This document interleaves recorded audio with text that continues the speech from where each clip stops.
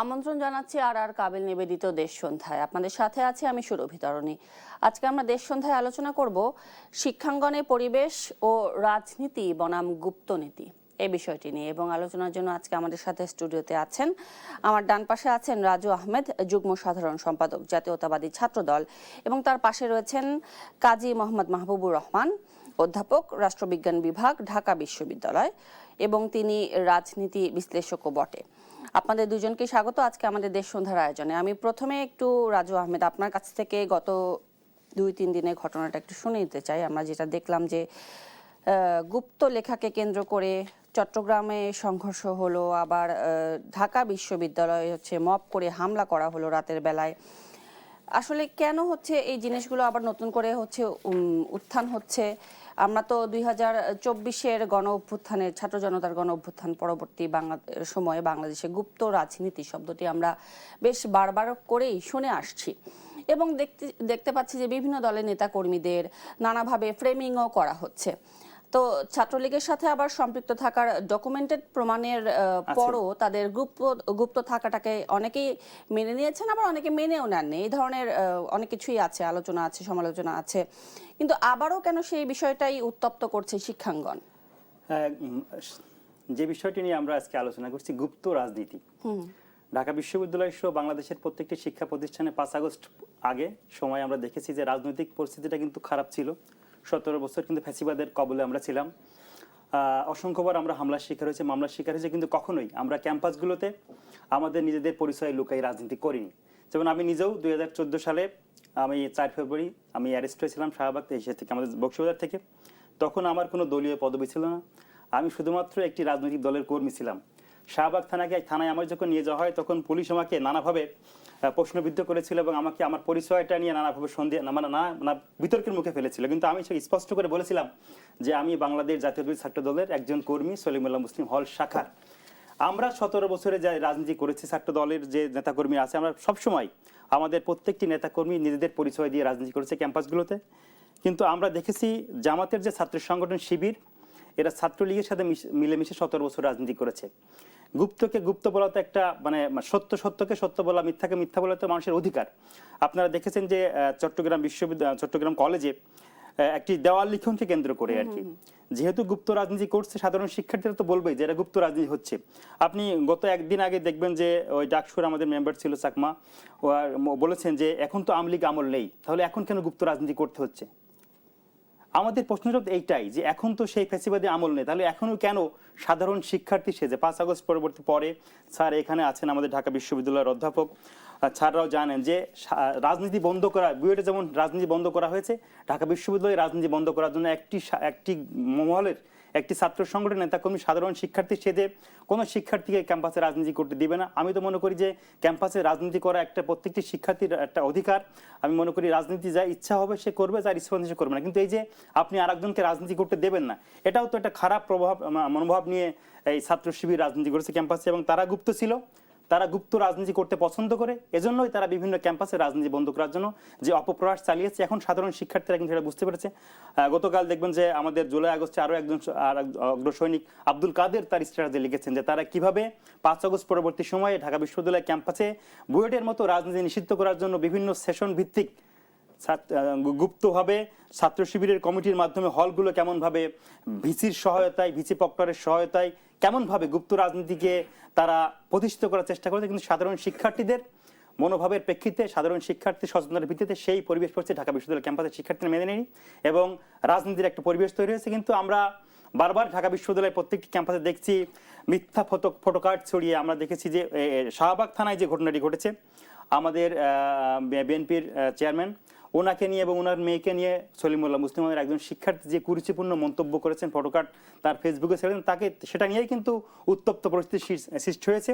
সেখান থেকে কিন্তু ক্যাম্পাস পাল্টাপাল্টি প্রোগ্রাম হয়েছে, মিছিল হয়েছে, মিটিং হয়েছে। আমরা কিন্তু আমাদের কর্মীদেরকে নিবৃত্ত করার চেষ্টা করেছি, যেহেতু একটা উত্তপ্ত পরিস্থিতিতে নেতাকর্মীদের মধ্যে খুব ছিল। আপনারা দেখেছেন আমার ঢাকা বিশ্ববিদ্যালয়ের সেক্রেটারি নাহিদ, আমার কেন্দ্রীয় ছাত্র সংগঠনের সভাপতি রাকিবুল ইসলাম রাকিব, আমি নিজেও ছিলাম সেখানে। আমরা ওই পরিস্থিতিকে নেতাকর্মীদেরকে নিবৃত্ত করার চেষ্টা করেছি। আমরা ওইখানে অনেক রকম স্লোগান হয়েছে, কিন্তু আমরা আমাদের নেতা কর্মী যারা ছিল প্রত্যেককে আমরা বলেছি একটা উদ্বুদ্ধ পরিস্থিতিতে নিজেদেরকে শান্ত রাখার জন্য। সেখানে একটা পরিস্থিতি সৃষ্টি হয়ে গেছে। আমরা কিন্তু আমাদের দায়িত্বশীল জায়গা থেকে, আমাদের সংগঠনের প্রেসিডেন্ট সেক্রেটারির পক্ষ থেকে আমরা কিন্তু সেই পরিস্থিতিকে আমরা কন্ট্রোল করার চেষ্টা করেছি। আমাদের মেসেজ থাকবে একটাই, যে প্রত্যেকেই রাজনীতি করবে, তার গুপ্ত যে পরিচয় সেটাকে পিছনে ফেলে রেখে সামনে এখন গণতন্ত্রের যে দ্বার উন্মোচিত হয়েছে, গণতান্ত্রিক পথে বাংলাদেশ চলছে, সেই বাংলাদেশে প্রত্যেকে রাজনীতি করবে, নিজের আইডেন্টিটি শো করে রাজনীতি করবে। তাহলে ক্যাম্পাসগুলোতে এই যে গুপ্তর যে বলার যে প্রবণতা সাধারণ শিক্ষার্থীদের মাঝে, অন্যান্য ছাত্র সংগঠনের মাঝে, সেটা আর বলবে না যে গুপ্ত বলছে আমি গুপ্তভাবে রাজনীতি করবো, তাহলে তার মানে নিয়ে কোনো কথা থাকবে না। ধন্যবাদ। আমি এই পর্যায়ে একটু স্যারের কাছ থেকে শুনে নেই, কাজী মোহাম্মদ মাহবুবুর রহমান। যেটা রাজু আহমেদ বললেন যে এখন তো পট পরিবর্তন হয়েছে, রাজনৈতিক পট পরিবর্তন হচ্ছে, অনেক কিছুই পরিবর্তন হচ্ছে, এখন কেন এই যে গুপ্ত পরিচয়ে আসলে ছাত্রদেরকে রাজনীতি করতে হচ্ছে, বা এই যে রাজনীতি করার যে ধরনটা, এটি যে শিক্ষাঙ্গনে যে পরিবেশকে ক্ষতিগ্রস্ত করছে, এটি আসলে কিভাবে দেখছেন আপনি? আপনাকে অসংখ্য ধন্যবাদ এবং সহ আলোচক রাজু আহমেদকে ধন্যবাদ। আমি আপনাকে একটু ভিন্ন ব্যাখ্যা দিতে চাই। সেটা হলো এরকম যে আপনি রাজনীতি আসলে আমরা কিভাবে করি, রাজনীতি যারা করবেন, রাজনীতি করার দুইটা প্রক্রিয়া আছে। একটা হলো রাজনীতি করতে গেলে আপনাকে যারা বিরোধী রাজনীতি করে তারা প্রসেশন করে, বিক্ষোভ করে, রাজনৈতিক সভা সমাবেশ করে। তো এগুলোতে তো রাজনৈতিক দলের নেতাকর্মীদের উপস্থিত হতেই হয়, না হলে তো আর এটা হবে না। তো সুতরাং প্রথমত হলো আপনি যখনই কোনো রাজনীতির বিরোধিতা করেন তখন আপনাকে উন্মুক্তভাবেই করতে হয়। এবং বাংলাদেশে গত 17 বছর, আমি ঠিক 2007-8 থেকে ধরতে চাই, যে এই সময়টা আওয়ামী লীগ আসার সময়টা কিন্তু 7-8 থেকে শুরু হয়েছে, তো সেই ফখরুদ্দিন সরকারের শাসন আমল থেকে। তো এই যে পুরো সময়টাতে রাজনীতির যে ধরন ছিল সেখানে কিন্তু একটা পর্যায়ে অনেক বেশি নিপীড়নকারীর ভূমিকা এসেছে। কিন্তু যেই লোকগুলো উন্মুক্তভাবে সরকারকে চ্যালেঞ্জ করতে গিয়ে, মানে গত সরকারকে চ্যালেঞ্জ করতে গিয়ে, আওয়ামী লীগের সরকারকে চ্যালেঞ্জ করতে গিয়ে যারা উন্মুক্তভাবে চ্যালেঞ্জ করতে গিয়ে যারা আপনার গুমের শিকার হয়েছে, খুনের শিকার হয়েছে, নানাভাবে বঞ্চিত হয়েছে, অথবা তারা আহত হয়েছে, শহীদ হয়েছে, তাদের যে নম্বর, তাদের যে স্যাক্রিফাইস, যারা কৌশলে রাজনীতি করেছেন তাদের তো সমান হওয়ার কথা না। সুতরাং এইটা কিন্তু আমাদের স্বীকার করে নিতে হবে। দ্বিতীয়ত হলো এখন খুব বেশি আবার ট্যাগিং এর জায়গায় যাওয়ার তেমন প্রয়োজন আছে কিনা। যদি কেউ অপরাধ করে এবং সেটা যদি অপরাধের জায়গায় হয়, যেমন আমরা দেখতে পাচ্ছি, আমি কয়েকদিন আগে এটা প্রস্তাবও করেছিলাম, যদি কোনো আইডি থেকে 3 বার 4 বার 5 বার ভুয়া পোস্ট হয়, অফকোর্স তাকে আইনের অধীন করা যেতে পারে। আমরা এইভাবে স্ক্রিনিং করি না, বেশ কিছু আইডি কি স্ক্রিনিং করি, যারা নিয়মিত ভুয়া পোস্ট দিচ্ছে তাদের কেন আপনি পাকড়াও করবেন না? কারণ এখানে নারী পুরুষ সবাই তো বসবাস করছে, প্রত্যেকেরই আমরা দেখছি কোনো মানুষই এখন সোশ্যাল মিডিয়া সিকিউর না। তো এটা তো লাগবেই। তো সুতরাং সবার ক্ষেত্রে সমস্যা হচ্ছে, যেই বিরোধীদের দাঁড়াচ্ছে কারণ তার বিরুদ্ধে অবস্থানটা অন্যরা নিয়ে নিচ্ছে। এখানে একটা স্ক্রিনিং, আপনি যে স্ক্রিনিং করার কথা বলছেন স্যার, আসলে কেন তাদেরকে ধরা যাচ্ছে না, বা কেন তাদেরকে আইনের আওতায় আনা যাচ্ছে না? চ্যালেঞ্জটা কোথায়? চ্যালেঞ্জটা আসলে এখন আমরা প্রথম থেকে এটা বলছিলাম যে আপনি যদি সচেতন করতে পারেন নাগরিকরা, গত বছর খানেক ধরে আমরা বলতাম যে সোশ্যাল মিডিয়াতে নাগরিকরা যদি ফেক নিউজের ব্যাপারে সচেতন করতে পারি তাহলে বোধহয় এটা ওভারকাম করা যাবে। কিন্তু আমি গত 2-1 মাস যাবত এটা ফিল করছি না। আমার কাছে মনে হচ্ছে এখন সচেতনতাটা নিচ্ছে যে সে এমনি নিচ্ছে, কিন্তু যে অপরাধ করছে সে ইন্টেনশনালি অপরাধ করছে।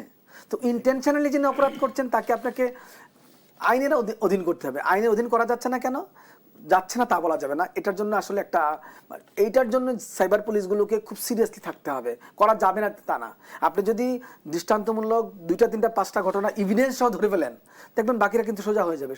কিন্তু আমরা যদি 2টা 4টা 5টা ঘটনা ইভিডেন্স সহ ধরা পড়ে সেটাকে বিচারের মুখোমুখি না করি এবং এটাকে জাস্টিফাই করতে না পারি, তখনই প্রবলেম দাঁড়ায়। কিন্তু এখন সাইবার যারা ক্রাইম দেখছে তাদের যেমন প্রয়োজন, তারা যেমন তাদের অ্যাটেম্পগুলো নিবে, একটা রাজনীতি এখানে আছে। যখন যে এই অপরাধটা করছে তাকেও কিন্তু অপরাধী আকারে সমাজে স্বীকৃতি দিতে হবে। যদি আপনি তাকে অপরাধী আকারে স্বীকৃত করতে না পারি আমরা, তাহলে কিন্তু আবার দেখা যাবে কি সেই লোকটা বারবার নিরপরাধ হিসাবে বের হয়ে যাচ্ছে। তো এখানে 2টা কাজই করতে হবে। একটা হলো আমরা সব কিছু মিলিয়ে, যেটা আমাদের সবার দাবি, আপনি আমি আমরা সবাই, আমরা নিরাপদ ক্যাম্পাস চাই। আমরা সবাই চাই ক্যাম্পাসগুলো, আমরা শুধু ক্যাম্পাসই নিরাপদ চাই না, পুরো দেশটাই জন্য, সম্পূর্ণ দেশটাই জন্য মানুষ নাগরিকরা নিরাপদে থাকতে পারে এটা চাই। একটা সরকার 12 ফেব্রুয়ারি নির্বাচনের মাধ্যমে মাত্র 2 মাস ক্ষমতায় আসছে, কিন্তু যেই পরিস্থিতি অপ্রয়োজনীয়ভাবে তৈরি হচ্ছে, এগুলো কিন্তু অপ্রয়োজনীয় পরিস্থিতি অনেকটাই। কিন্তু মাহবুবুর রহমান স্যার, আপনি যেহেতু সরকারের প্রসঙ্গ আনলেন, আমি তাহলে বলি যে আমাদের প্রধানমন্ত্রী তারেক রহমানও কিন্তু নির্বাচনের আগে বিরোধীদের সম্পর্কে বলতে গিয়ে কিন্তু গুপ্ত শব্দটা কিন্তু উনি নিজেও বারবার উচ্চারণ করেছেন। আপনার কি মনে হয় যে এই যে গুপ্ত নীতি, এটা কি রাজনৈতিক অঙ্গনে এক প্রকার কি বলবো অস্বস্তি ডেকে আনছে?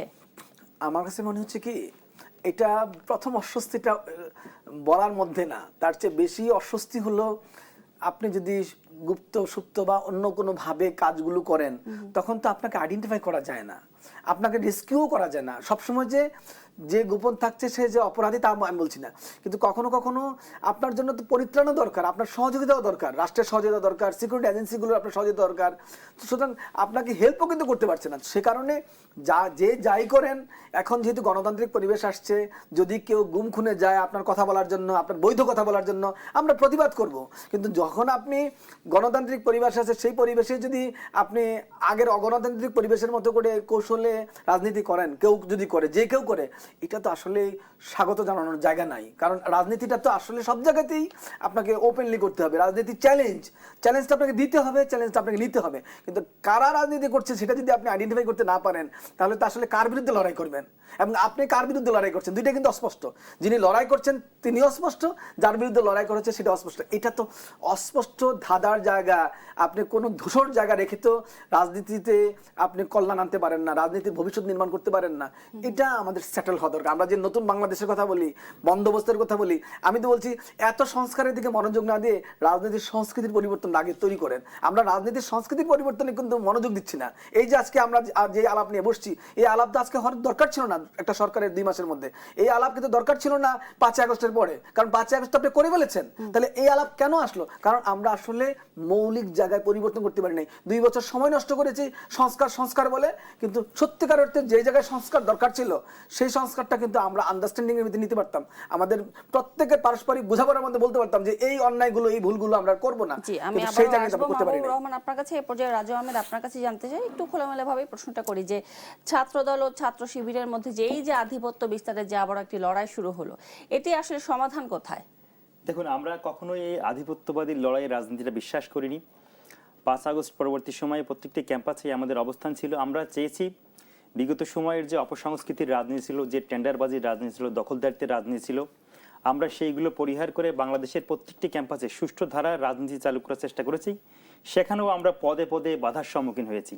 আমি সাংগঠনিক দায়িত্বে ছিলাম চট্টগ্রাম বিভাগে, সেখানেও আমরা দেখেছি চুয়েটে আমরা একটা কমিটি দিলাম, সেখানে এইরকম গুপ্তরা ঝামেলা শুরু করলো। তারা আসলেই শিবিরের অ্যাক্টিভিস্ট, কিন্তু তারা সাধারণ শিক্ষার্থী সেজে আমাদের কাজকে বাধাগ্রস্ত করার জন্যই তারা প্রত্যেকটি ক্যাম্পাসে মব সৃষ্টি করার চেষ্টা করেছে। আমরা 5 তারিখের পর থেকে কিন্তু আমরা সহ্য করেছি। আমরা চাইনি যে বিগত সময়ের ভিতরে হানাহানিগুলো ভিতর ক্যাম্পাসগুলো চলে যাক। আপনি লক্ষ্য করেছেন নিশ্চয় যে 17 বছর তারেক রহমান দেশের বাইরে ছিলেন। তিনি 300 ফিটে 17 মিনিটের বক্তব্য দিয়েছেন। সেই বক্তব্যে যে দলের কারণে, যে ব্যক্তির কারণে তিনি বাইরে ছিলেন, একটি বারের জন্য তিনি সেই নামটি উচ্চারণ করেননি। কোনো প্রকার বিদ্বেষমূলক বক্তব্য দেয়নি, হিংসাত্মক বক্তব্য দেয়নি। এই বাংলাদেশের সব থেকে নির্যাতনের শিকার, মানবাধিকার বিরোধী লঙ্ঘনের শিকার জিয়া পরিবার, তারেক রহমান, দেশনেত্রী বেগম খালেদা জিয়া। কিন্তু আমরা তো কখনোই এই বিদ্বেষের রাজনীতি ওনাদের মুখ থেকে শুনছি না। আপনি দেখবেন যে আমরা 31 দফা দিয়েছি, সেখানেও আমরা ফ্যামিলি কার্ডের কথা বলেছি। জামাতের আমির বলছে যে রাখ তোর ফ্যামিলি কার্ড। এটা তো আসলে পরস্পর রাজনৈতিক দলের ভিতরে সহমর্মিত থাকবে, বক্তব্য গঠনমূলক সমালোচনা থাকবে, কিন্তু আমরা দেখেছি সবসময় তাদের কাছ থেকেই বিদ্বেষমূলক বক্তব্য। আপনি যে সামাজিক যোগাযোগ মাধ্যমে চিটাগাং থেকে শুরু করে ঢাকা বিশ্ববিদ্যালয়, প্রত্যেকটি ঘটনার নেপথ্যেই তো জামাত শিবিরের এই নেতাকর্মীরা। তারা উদ্দেশ্যপ্রণোদিতভাবে ক্যাম্পাসগুলোকে উস্কে দিচ্ছে যে সংঘাতের দিকে, আগের যে অপসংস্কৃতির রাজনীতি সেদিকে তারা নিয়ে যাচ্ছে। আমরা বারবার তাদেরকে নিবৃত্ত করার চেষ্টা করছি এবং আমরা চেষ্টা করছি যে ক্যাম্পাসগুলো যাতে শিক্ষার পরিবেশ, শিক্ষার মান ঠিক থাকে। এই 12 ফেব্রুয়ারি নির্বাচনের পরে জনগণ তো বিএনপিকে ভূমিধ্বজ বিজয় এনে দিয়েছে। আমরা চাইলেই তো প্রত্যেকটি ক্যাম্পাসে দখলদারিত্ব করতে পারবো। আপনি একটি ক্যাম্পাসের নাম বলুন তো আমাকে যে এই ক্যাম্পাসে ছাত্রদল দখলদারিত্ব করেছে। আপনি আমাদের একজন ছাত্রদলের নেতাকর্মীর নাম বলুন তো যে এইটা ভুয়া কার্ড ছড়িয়েছে, ফটো কার্ড ছড়িয়েছে।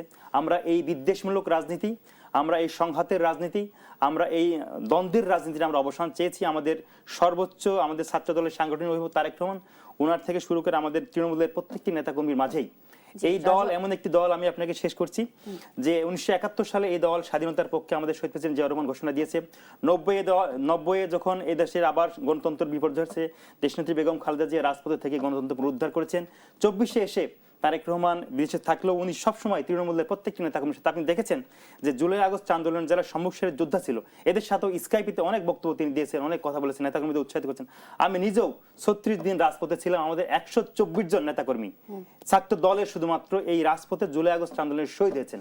যে এই ব্যাপারটি নিয়েও কথা বলবো এবং গঠনমূলক ছাত্র রাজনীতি নিয়ে আসলে আপনারা কি ভাবছেন এটি নিয়েও আসবো আপনাদের দুজনের কাছে। তবে একটি বিরতির পরে ফিরে আসছি। দর্শক দেখছেন আর কাবিল নিবেদিত দেশ সন্ধ্যা, দেখছেন আর কাবিল নিবেদিত দেশ সন্ধ্যা। আজকে আমরা দেশ সন্ধ্যায় আলোচনা করছি শিক্ষাঙ্গনে পরিবেশ ও রাজনীতি বনাম গুপ্তনীতি।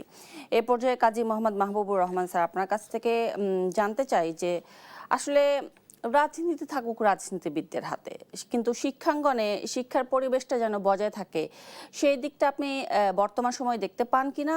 এর সাথে আরেকটা প্রশ্ন, যেটা বলে গিয়েছিলাম বিরতিতে যাবার আগে, যে গঠনমূলক ছাত্র রাজনীতি কি এখনকার সময় আপনি দেখতে পান কিনা?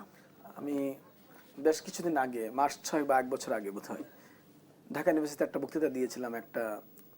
কোন একটা সংগঠনের আয়োজন করেছিল ছাত্র রাজনীতি নিয়ে, ছাত্র রাজনীতি সম্পর্কে।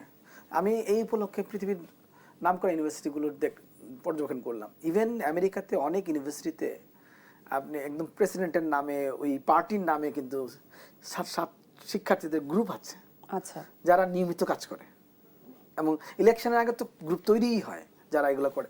হয়তো আমাদের মতো এরকম অঙ্গ সংগঠন করে নাই, কিন্তু সবসময় অনেক অ্যাক্টিভ গ্রুপ আছে সব ইউনিভার্সিটিতেই। তো তারা তাদের মধ্যে কাজটা করে। বিষয়টা হলো আমাদের এবং তাদের মধ্যে পার্থক্যটা হলো, আমরা যেমন রাজনীতিটা করার পাশাপাশি এটাকে ভায়োলেন্সে রূপান্তরিত করি, ওরা এটা করে না। ওরা এটা মানে ওই যে আপনি বললেন না গঠনমূলক রাজনীতি, সে তার ক্যাম্পেইনটা করে, কেন ট্রাম্পকে জিতে আনতে হবে সে তার ক্যাম্পেইনটা করে, কেন হিলারিকে জিতে আনতে হবে। এটাকে নিয়ে যে ট্রাম্পের সমর্থকদের সাথে যে হিলারির সমর্থকদের রাজপথে লড়াই করতে হবে, মানে মারামারি করতে হবে, এইটাতে যায় না আর কি। আমাদের এটা পরিহার করার জন্য কিন্তু আইন শৃঙ্খলা বাহিনীর শক্তিশালী অবস্থা নিতে হবে। আপনি যত পারেন কথা বলেন, তর্ক করেন, এবং এটা অ্যালাউ করা হতে পারে, কিন্তু আপনি সামান্যটুকু যদি ভায়োলেন্স করেন তখন কিন্তু আপনি অ্যালাউ করবেন না। এটা যদি প্রধানমন্ত্রী এ ব্যাপারে খুব শক্তিশালী বার্তা দিয়ে দেন সিকিউরিটি এজেন্সিগুলোকে বা আমাদের যে নিরাপত্তার যারা দায়িত্বে আছেন তাদেরকে, এটা কিন্তু হয়ে যাবে, যে একটা বার্তা চলে আসবে। দ্বিতীয়ত হলো, আপনাকে বলি যে বিশ্ববিদ্যালয় প্রশাসনগুলোর এখানে বিরাট দায় আছে। বিরাট বিশ্ববিদ্যালয় প্রশাসনগুলো, প্রক্টরিয়াল টিম, তাদেরকে খেয়াল রাখতে হবে। তবে আপনি ওই জিনিসটা যেটা দরকার সেটা হলো, আপনি শুধু কথা বলতে, আমাদের দেশে তো শুধু কথা বলতে দিলেই হচ্ছে না, কারণ আপনি এমনভাবে কথা বলছেন, এমন কথায় নিয়ে আসতেছেন, এমন কথা বলছেন আপনার সোশ্যাল মিডিয়াতে, যেটা নেওয়াও যাচ্ছে না। তো আমাদের কিন্তু ওইটাও চেক দিতে হবে, কথার মধ্যে অপরাধ আছে কিনা। শুধু অপরাধটা থাকে কথা বলাটা অপরাধ নয়, কথা বলে কারোর মানে অন্যের ক্রিমিনাল অ্যাক্ট যেটা হয় কথা বলার কারণে, সেটা কিন্তু আমাদেরকে মাথায় রাখতে হবে। সবকিছু মিলিয়ে আমি যেটা মনে করি, আমরা শিক্ষার্থী রাজনীতিটাকে বা শিক্ষার্থী পরিবেশটাকে অথবা ক্যাম্পাসটাকে আলাদা করে দেখছি। বাংলাদেশের সার্বিক রাজনৈতিক পরিবেশে আলাপটা তুলতে হবে। এরা কিন্তু শিক্ষার্থীরা কিন্তু বিচ্ছিন্ন কেউ না, আমাদের রাজনৈতিক দলের সাথে তাদের ডেলি প্রতিদিন রাত্রি কথা হয়, ধরেন অনেকেরই, তো প্রত্যেকে কিন্তু কানেক্টেড। আমি যেটা মনে করি, এখন যেটা সংকটটা দেখা দিয়েছে, এটা কোনো সময় আমার কাছে কেন জানে মনে হয় এটা ইন্টেনশনাল নাকি আর্টিফিশিয়াল এরকম মনে হচ্ছে। এটা থেকে বের হওয়ার একটা প্রাথমিক পদক্ষেপ হলো মাননীয় প্রধানমন্ত্রীকে যে কাজটা করতে হবে, সেটা হলো ক্ষমতা কাঠামোর পুনর্গঠনটা খুব দ্রুত শেষ করতে হবে। এটাকে বলে পলিটিক্যাল রিঅ্যালাইনমেন্ট। আপনি আপনার ক্ষমতার 12 ফেব্রুয়ারি ক্ষমতার পরিবর্তনের পরে, নির্বাচনের পরে আপনি যে ক্ষমতা কাঠামোতে বসছেন, সেখানে আপনার আস্থাভাজন লোক আপনার মিশনকে এগিয়ে নিয়ে যাবে, আপনার দলীয় কর্মসূচিকে সফল করবে, যারা তাদেরকে আপনি ক্ষমতা কাঠামোর নেতৃত্বে নিয়ে আসবেন, এবং এটা সার্বিকভাবে করবেন সারা দেশব্যাপী। এর মধ্যে যদি কেউ ভুল করে, অপরাধ করে, ক্রিমিনাল অ্যাক্টিভিটিস করে অথবা দুর্নীতি করে, তাকে আপনি রিমুভ করে দিবেন।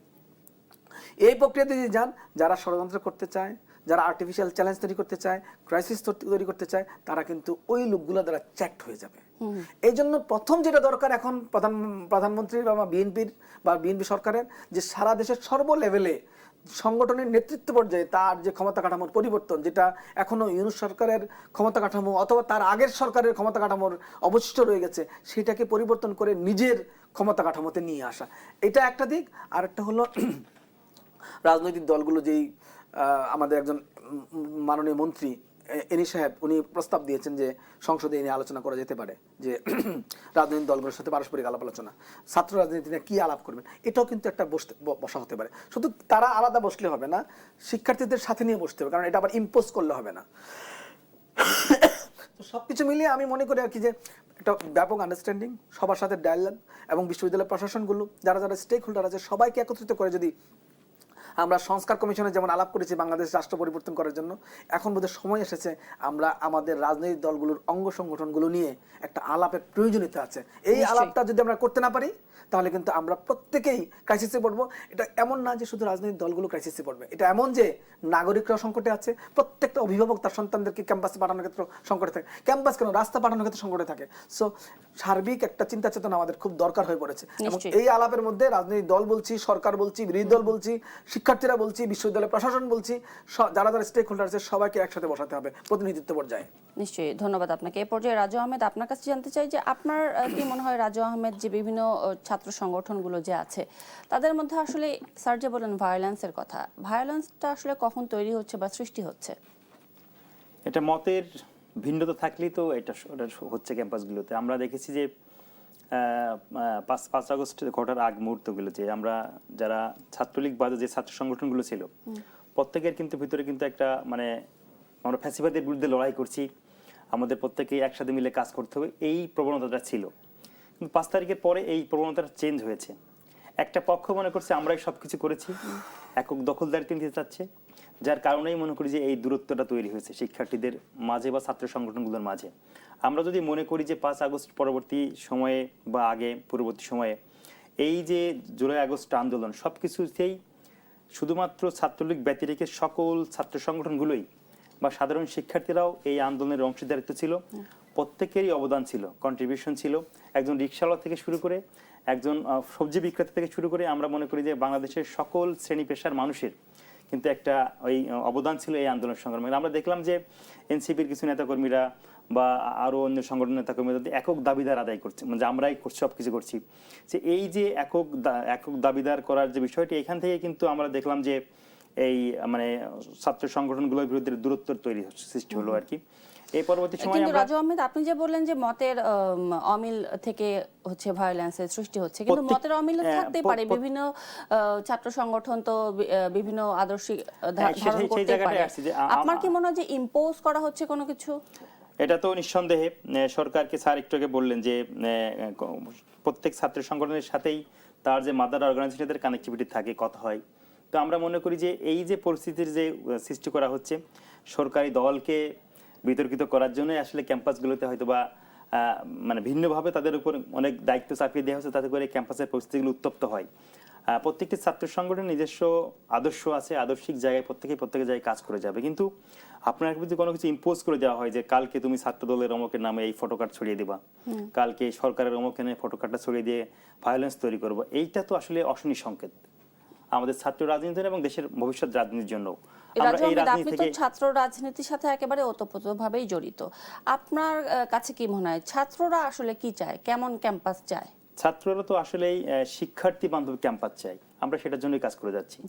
কিন্তু আমরা এই যদি আপনি স্যার যে বললেন যে ক্যাম্পাসে যদি সবসময় হানাহানির ভিতরে থাকে, বাংলাদেশের ঢাকা বিশ্ববিদ্যালয় এমন একটি শিক্ষা প্রতিষ্ঠান যে শিক্ষা প্রতিষ্ঠান বাংলাদেশের জন্ম দিয়েছে। 71 সালে স্বাধীনতা যুদ্ধে এই শিক্ষা প্রতিষ্ঠানের শিক্ষার্থীদের অবদান আপনি জানেন।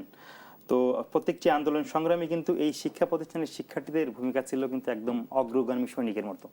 তো এই শিক্ষা প্রতিষ্ঠানে যখন শিক্ষার্থীদের মায়েরা বাবারা যখন শিক্ষার্থী পাঠাতে ভয় পাবে, এটা আসলে আমাদের জন্য তো খারাপ। আমরা চাই না যে বিগত সময়ের মতো ক্যাম্পাসের রাজনীতিগুলো ফিরে যাক, ক্যাম্পাসের শিক্ষার্থীদের শিক্ষার সুষ্ঠু পরিবেশ থাক, প্রত্যেকেই তাদের মত প্রকাশের স্বাধীনতা থাক। আপনি এই বিষয় দিয়ে লক্ষ্য করেন, আপনি দেখবেন যে 5 আগস্টের পরে তারেক রহমান নিজেই তার একটা শিশির মন্দিরে একটা কার্টুন শেয়ার করছেন তার ফেসবুক ভেরিফাইড পেজে, যে আমরা আগে এরকম মানে কার্টুন দেখতাম যে ব্যঙ্গ করে গভর্নমেন্টের প্রধানকে ব্যঙ্গ করে অনেক কার্টুন, তিনি তারা উৎসাহিত করেছেন, মানুষের মত প্রকাশের স্বাধীনতাকে তারেক রহমান উৎসাহিত করেছেন। আমরা চাই যে গঠনমূলক সমালোচনা হোক। আমার সরকারের ভুল থাকতে পারে না, আমার ছাত্র সংগঠনের ভুল থাকতে পারে না, আমার নিজের ভুল থাকতে পারে না, অবশ্যই ভুল থাকতে পারে, সেটা আমরা গঠনমূলক সমালোচনা করব, আমরা অবশ্যই শুধরে নিব আমাদের কাজকে সামনের দিকে এগিয়ে নেওয়ার জন্য। কিন্তু আমরা এই বিদ্বেষপূর্ণ ক্যাম্পাস আমরা চাই না, আমরা এটা হানাহানি মুক্ত ক্যাম্পাস চাই। আমরা ছাত্র রাজনীতিটাকে সঠিক পথে পরিচালনা করার জন্য ছাত্র দল কিন্তু কাজ করে যাচ্ছে। সামনে থেকে আমরা এটা বিদ্যমান রাখতে চাই এবং আমরা সকল ষড়যন্ত্রকে রুখে দিয়েই আগামী দিনের বাংলাদেশকে গণতন্ত্রের পথে যে যাত্রা শুরু হয়েছে সেই যাত্রাকে অব্যাহত রাখার জন্য ছাত্র সংগঠন হিসেবে ছাত্র দল কাজ করে যাবে সবার সাথে থেকে। এবং আমরা মনে করি আমরা কোনো প্রকার হানাহানিমূলক বিদ্বেষমূলক বক্তব্য না ছড়িয়ে আমরা গঠনমূলকভাবেই ছাত্র সংগঠনের যে কাজ থাকে ছাত্রদের নিয়ে সেই কাজ আমরা আগামী দিনে করব, আমরা করে যাচ্ছি। জি, ধন্যবাদ। এই পর্যায়ে কাজী মোহাম্মদ মাহবুবুর রহমান, আপনার কাছে স্যার একটা বিষয় জানতে চাই যে ঢাকা বিশ্ববিদ্যালয়ে আমরা গণ অভ্যুত্থানের সূচনা দেখেছি এবং গণ অভ্যুত্থান পরবর্তী যে প্রেক্ষাপট সেটাও এখন দেখতে পাচ্ছি। একটু অন্যভাবে প্রশ্নটা করতে হচ্ছে যে নেপালেও আমরা দেখেছি সম্প্রতি যে হচ্ছে তাদের তরুণরা অভ্যুত্থান ঘটিয়েছে, আন্দোলন করেছে এবং তারা একটি সরকারও গঠন করে ফেলেছে। আমাদের তরুণরা আসলে পিছিয়ে পড়লো কেন বা সংকট কোথায় আপনার কি মনে হয়? আপনাকে আবার ধন্যবাদ। আসলে আপনি দেখেন অধ্যাপক ইউনূস সাহেব যখন আমেরিকা গেলেন এবং এই যে আন্দোলনের কথা রাজু যেটা বলছিলেন, আন্দোলনের রিকগনিশন, অ্যাকনলেজমেন্ট, ক্রেডিটের ব্যাপারে কিন্তু কারাকারিটা শুরু হয়েছে। এখন এই কারাকারিটা প্রথম শুরু করেছেন অধ্যাপক ইউনূস সাহেব, যখন উনি একজন ব্যক্তিকে আমেরিকায় গিয়ে পরিচয় করা দিলেন মাস্টার মাইন্ড হিসাবে। অথচ যে কথাটা রাজু বললো যে সারা দেশের সকল মানুষ, আমি তো মনে করি এই আন্দোলনের মূল মাস্টার মাইন্ড সাধারণ জনগণ, আর কেউ না। তো সাধারণ জনগণ যেখানে মাস্টার মাইন্ড, সাধারণ জনগণের কারণেই আপনাদের এই আন্দোলন গত 15 বছর কিন্তু অনেকবার হয়েছে, কিন্তু কোনো আন্দোলন সফল হয় না। কারণ জনগণ যে আন্দোলনটাতে যখনই 5ই আগস্টের কেন্দ্র করে জনগণ যখন স্বতঃস্ফূর্তভাবে মাঠে নেমে আসলো, রাজপথে নেমে আসলো, তখনই আন্দোলনটা সফল হয়েছে। তাহলে মাস্টার মাইন্ড আসলে কে? পাবলিক। সুতরাং ক্রেডিট পাবলিক পাবে। আমার কাছে যেটা খারাপ লাগছে, যারা যারা শহীদ হয়েছেন তারা তো অবশ্যই রেসপেক্টেড, একটা আন্দোলন করতে তারা শহীদ হয়েছেন, তাদের প্রতি আমাদের কৃতজ্ঞতা থাকবে। কিন্তু এরপরে যারা শহীদ হন নাই, যারা আহত হয়েছেন তাদের প্রতি আমাদের কৃতজ্ঞতা আছে। যারা শহীদ হন নাই কিন্তু তারা নেতৃত্ব দিয়েছেন, নেতৃত্ব কাউকে না কাউকে দিতে হয়। এই ধরনের অ্যানোমিক যে গ্রুপগুলো তৈরি হয় এক্ষেত্রে কেউ না কেউ নেতৃত্ব দেয়, কিন্তু নেতৃত্বে আর সাফল্য আসে না, সাফল্য আসে পার্টিসিপেশনে। এখন এইটা থেকেই আপনাকে নিতে হবে, মানুষ এটা ভালোভাবে নেয় নাই। এই যে অ্যাকনলেজমেন্টকে কেন্দ্র করে প্রথম দিন থেকে আপনি দেখবেন এটা কার। আমরা কিন্তু 71-এর ক্রেডিট নিয়ে কিন্তু দেখেন আপনি একটা 5ই আগস্টকে কিভাবে 71-এর ক্রেডিটের মধ্যে কি ধরনের দ্বন্দ্ব তৈরি হলো। এত বড় অর্জন 71, তারপরে কিন্তু মানুষ চায় না যে কোনো অর্জন, কারণ সেই 71-এ কিন্তু সাধারণ মানুষেরই পার্টিসিপেশন ছিল বেশি। যারা নেতা নেত্রী তারা তো আশ্রয় নিয়েছে পার্শ্ববর্তী দেশে বা অন্য কোথাও, বা লোকেই ছিল, যুদ্ধ করে না অনেকেই। তো যেখানে সাধারণ মানুষের ক্রেডিট, সাধারণ মানুষ যখন তার ক্রেডিটটা কেউ কেড়ে নেয় তখন তার খারাপ লাগে। 5ই আগস্ট কিন্তু সারা দেশে মূলত সাধারণ মানুষ ছিল। তো এই সাধারণ মানুষ ক্রেডিট যখন আপনি কেড়ে নেন তখন আসলে নেতা নেতৃত্বের প্রতি মানুষের আস্থা থাকে না। বাংলাদেশে তরুণ প্রজন্ম যে কেউ সবাইকে আমি বলবো না, সবাই তার জন্য দায় নাই, যারা ক্রেডিটটাকে এরকম নিজের করে আত্মীকরণ করতে গিয়েছে তারা প্রথম ভুলটা করেছে। দ্বিতীয় ভুলটা করেছে হলো তারা ওই সরকারের অংশ না হলে বেশি ভালো হতো। কারণ সরকারের অংশ হলে স্বাভাবিকভাবেই এর মধ্যে পাওয়া না পাওয়ার হিসাব তৈরি হয়, লোকটাকে নিয়ে নানান ধরনের আলাপ তৈরি হয়, সেই আলাপের কারণে পরিষ্কার কাজী মোহাম্মদ মাহবুবুর রহমান, আসলে শিক্ষাঙ্গনে তো ছাত্র রাজনীতি থাকবে, এটাই স্বাভাবিক, কিন্তু শিক্ষার্থীদের অধিকার আদায়ের জন্য এই রাজনীতি করা হয় কিনা এই প্রশ্নটি নিয়ে আসবো আপনাদের দুজনের কাছেই একটি বিরতির পরে। দর্শক দেখছেন আর কাবেল নিবেদিত দেশ সন্ধ্যা। আবারও স্বাগত জানাচ্ছি আর কাবেল নিবেদিত দেশ সন্ধ্যায়। আজকে আমরা দেশ সন্ধ্যায় আলোচনা করছি শিক্ষাঙ্গনে পরিবেশ ও রাজনীতি বনাম গুপ্তনীতি এই বিষয়টি নিয়ে। এ পর্যায়ে রাজু আহমেদ, আপনার কাছে জানতে চাই, সরকারের বয়স মাত্র 2 মাস, এই 2 মাসেই আসলে ক্যাম্পাস কেন আবারও উত্তপ্ত হচ্ছে? যে কথাটা বলছিলাম বিরতিতে যাবার আগে, যে শিক্ষার্থীদের অধিকার আদায়ের রাজনীতি, সেই রাজনীতি কোথায়? ছাত্র সংগঠনগুলোর তো একটা ভিন্ন আদর্শ থাকতে পারে, কিন্তু উদ্দেশ্য থাকবে কিন্তু একটাই, যে ক্যাম্পাসগুলোতে সাধারণ শিক্ষার্থীদের কণ্ঠস্বর হয়ে কাজ করা, সাধারণ শিক্ষার্থীদের বিপদে আপদে তাদের কাঁধে কাঁধ মিলে তাদের সমস্যার সমাধান করা, সেই লক্ষ্য নিয়েই কাজ করে যাওয়া।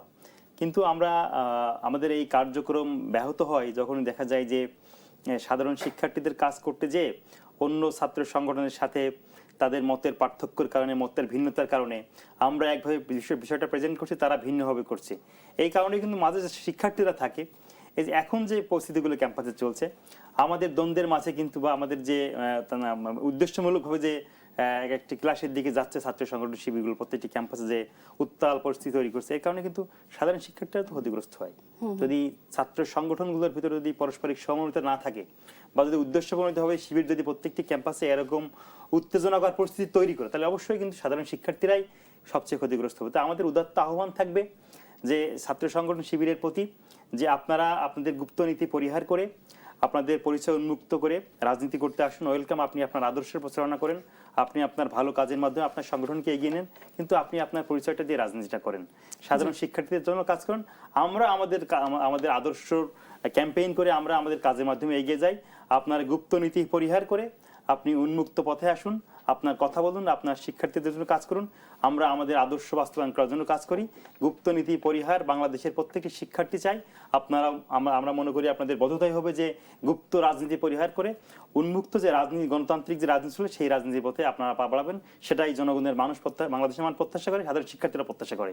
জি, ধন্যবাদ রাজু আহমেদ আপনাকে। এ পর্যায়ে কাজী মোহাম্মদ মাহবুবুর রহমান, আপনার কাছ থেকে জানতে চাই, যেটি বলছিলাম আর কি, সরকারের বয়স মাত্র 2 মাস, এর মধ্যে আমরা আবারও ক্যাম্পাস উত্তাল হতে দেখতে পাচ্ছি, এবং আপনি কি আসলে দেখতে পান একজন রাজনৈতিক বিশ্লেষক পাশাপাশি অধ্যাপক হিসেবে যে প্রচলিত যে ছাত্র রাজনীতির চর্চা আমাদের ক্যাম্পাসগুলোতে আছে, তা আসলে ছাত্রদের কল্যাণে কতটুকু কাজ করে, আর নাকি তারা শুধু ক্ষমতার চর্চায় ব্যস্ত থাকতে চায়?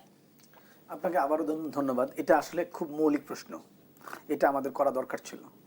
আমরা সাধারণত যেটা আমাদের দৃষ্টিগোচর হওয়া দরকার ছিল সেটা হলো শিক্ষার্থীদের দাবি দেওয়া সম্পর্কিত এই রাজনীতিটা যেটা ক্যাম্পাসে হচ্ছে, ক্যাম্পাসের রাজনীতিটা, বিশেষ করে শিক্ষার্থীরা যে রাজনীতিটা করে সেটা প্রায়োরিটি পাওয়া দরকার ছিল একদম প্রথম দিকে, যে শিক্ষার্থীদের প্রয়োজনগুলো পূর্ণ করার জন্য তাদের যে দাবি দেওয়া, সেটা কিন্তু আপনি দেখেন, আমি বলি আমরা কেউই কিন্তু তেমন শুনি কি আসলে আমরা শুনি এই ঘটনা ওই ঘটনা যেগুলো ক্যাম্পাসের সাথে সরাসরি জড়িত না, এমন অনেক ঘটনাই কিন্তু গত 2 মাস যাবৎ ক্যাম্পাসকে বিরক্ত করছে, ক্যাম্পাসকে অস্থির করছে।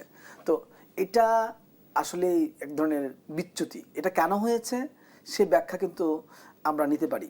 আমার কাছে যেন মনে হয় কি, বিএনপি ক্ষমতা আসার পরে তার একটা রাজনীতি, সরকারে থাকলে দুইটা রাজনীতি করতে হয়, বিরোধী দলে থাকলে কিন্তু একটা রাজনীতি করলে হয়। সরকারে থাকলে দুইটা রাজনীতি, একটা হলো সরকারে থাকার রাজনীতি, আরটা হলো পরিবেশটাকে শান্ত রাখার রাজনীতি। এই দুই রাজনীতি করার জন্য দুইটা কাজ করতে হয়। প্রথমত আরো অনেক কাজ আছে, সেটা হলো একটা হলো আপনাকে আপনার যেটা একটু আগে বললাম পলিটিক্যাল রিঅ্যালাইনমেন্ট, সংগঠনগুলোর নেতৃত্বে আপনার লোক থাকবে এবং যারা যোগ্য না ব্যর্থ হবে তাদেরকে সরিয়ে দিতে হবে। আর দ্বিতীয়ত হলো আপনাকে আপনার কাজ শুধুমাত্র উন্নয়নমুখী না, যেমন শেখ হাসিনা কিন্তু অনেক উন্নয়নের কাজ করতে চেষ্টা করে মানুষকে ভুলিয়ে রাখার চেষ্টা করেছে, সেটা কিন্তু তারা কনভিন্স হয়নি। তো শুধুমাত্র উন্নয়ন ভালো কাজ এটা নয়, মানুষ কিন্তু একটা রাজনৈতিক জীব, পলিটিক্যাল অ্যানিমেল। এই পলিটিক্যাল, অ্যারিস্টটল বলেছেন পলিটিক্যাল অ্যানিমেল, তাকে পলিটিক্সও তার একটা মানে তার বেঁচে থাকার একটা অংশ। তো সুতরাং আপনাকে রাজনীতিটা করতে হবে। রাজনীতিটা কিভাবে করবেন? আপনি রাজনীতিতে প্রথমত যারা সরকারে থাকে তারা বিরোধীদের যে বেশিং, সেই বেশিংটাকে চেক করার প্রয়োজনীয় উপায় তার থাকতে হবে, এবং এটার জন্য তার আবার রাজনৈতিক দলটার কাঠামো যেটা আছে, যে দলটার ক্ষমতা থাকে, তাকেও কিন্তু সারা দেশে অ্যাম্বাসাডর হিসেবে রাখতে হবে। যখন কোনো রাজনৈতিক দল ক্ষমতায় আসে তখন সে যদি তার ডেডিকেটেড লোকগুলোকে, যারা সে যখন ক্ষমতায় ছিল না তখন তার পাশে যারা ছিল তাদের ম্যাক্সিমামকে ক্ষমতা কাঠামোতে যখন বসাতে পারে না বা বসায় না, বা তখন তার চ্যালেঞ্জ বেড়ে যায়, কারণ এই লোকগুলো তার অ্যাম্বাসেডর। সুতরাং তারা তাকে কিন্তু অন্য নাগরিকের কাছে নিয়ে যায় যে কি কি কারণে সরকার সফল হচ্ছে। কিন্তু ওই অ্যাম্বাসাডরগুলোকে বাদ দিয়ে যদি আপনি তৃতীয় চতুর্থ শক্তি সামনে নিয়ে আসেন, তারা না সরকারকে অন করে, না সরকারকে সফল করে দেয়, না নাগরিকের কাছে বার্তা নিয়ে যায়। এই জন্য সবসময় আমি দেখেছি বাংলাদেশে এই 54 বছর ইতিহাসে রাজনৈতিক দলগুলো ক্ষমতা আসলে অজনপ্রিয় হয়ে যায়, প্রধানত একটা কারণ যে তারা ক্ষমতা আসার পরে যে নতুন কাঠামো তৈরি করে, সেই কাঠামোতে ম্যাক্সিমাম সময় দেখা গেছে যে, ইভেন আওয়ামী লীগের কথা আমি জোরে সরিয়ে বলি, ম্যাক্সিমাম সময় দেখা গেছে যে তার ত্যাগী নেতাকর্মীগুলো অনেক সময় সেভাবে সমাদৃত হয় না, যার ফলে নিরপেক্ষ হয়ে যায় এবং তারা তখন সরকারের সাফল্যগুলো, সরকারকে সহযোগিতা করার নেটওয়ার্কটাতে অ্যাক্টিভ থাকে না। আমরা চাই যে শিক্ষাঙ্গনে আসলে শিক্ষার পরিবেশই বজায় থাকুক, শিক্ষাঙ্গনে গুপ্ত নীতি না আসুক, এটা আমাদের প্রত্যাশা, এটাই আমাদের কাম্য। কাজী মোহাম্মদ মাহবুবুর রহমান এবং রাজু আহমেদ, আপনাদের দুজনকে ধন্যবাদ আজকে আমাদের দেশ সন্ধ্যায় সময় দেওয়ার জন্য। দর্শক দেখছিলেন আর কাবিল নিবেদিত দেশ সন্ধ্যা। ধন্যবাদ সবাইকে সাথে থাকার জন্য।